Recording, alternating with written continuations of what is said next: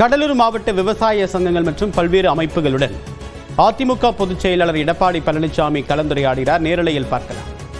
மக்களுக்கு முழுமையான வசதி கிடைக்கும். வெளியிலிருந்து வருகின்றாலும் சரி, வெளியூர்லேருந்து கடலூருக்கு வருவதாலும் சரி, கடலூர்லேருந்து வெளியூருக்கு செல்வதற்கும் அது ஒரு மையப்பகுதியாக அனைத்து தர மக்களுக்கும் வசதியான இடமாக இருக்கும் என்று சொல்லிதான் அதிமுக ஆட்சியில் தேர்வு செய்யப்பட்டு அரசாணை வெளியிடப்பட்டு விட்டது.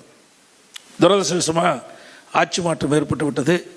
நீங்கள் மனசு வச்சிருந்தா சகோதரரை வெற்றி பெற வச்சிருக்கலாம்.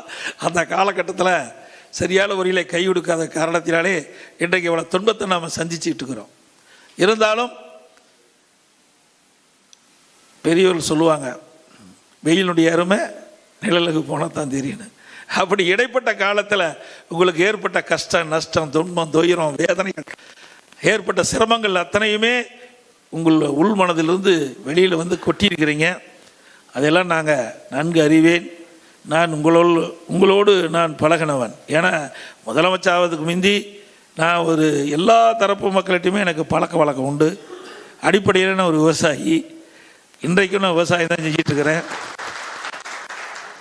அந்த வேளாண் பணி என்பது ஒரு சிரமமான பணி. இந்த கடலூர் மாவட்டத்தை பொறுத்த வரைக்கும் இங்கே பிரதான தொழில் வேளாண் தொழில் தான். இந்த தொழில் எந்த அளவுக்கு சிறக்குது, இன்றைக்கு வேளாண் பயிரிடுகிறவர்கள் எந்த அளவுக்கு பொருளாதாரத்தில் அவர்களுக்கு விளைச்சல் அதிகமாக கிடைத்து நல்ல லாபம் கிடைத்தா, நல்ல வருமானம் கிடைக்கின்ற பொழுது எல்லா தொழிலும் தானாக சிறக்கும். வர்த்தகம் தானாக இருக்கும். பணம் இருந்தால் தானே போய் கடையில் வாங்க முடியும் பொருள். ஆகவே மையமாக இருப்பது இந்த கடலூர் மாவட்டத்தை பொறுத்த வரைக்கும் மையமாக இருப்பது ஒரு பிரதான தொழில் வேளாண் தொழில். அப்புறம் சிறு குறு நடுத்தர தொழில்கள், இதையெல்லாம் சார்ந்த ஒரு மாவட்டம். அடிக்கடி இந்த கனமழை, புயல், இதில் வெள்ளத்தால் பாதிக்கக்கூடிய பகுதியும் இந்த பகுதி.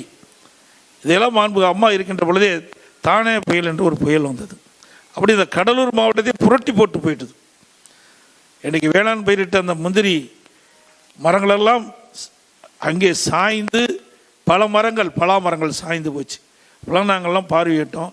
அம்மாவோட வந்து அந்த மரத்தையெல்லாம் வெட்டி அப்புறப்படுத்தி அரசாங்கமே அந்த பணியெல்லாம் செஞ்சுது.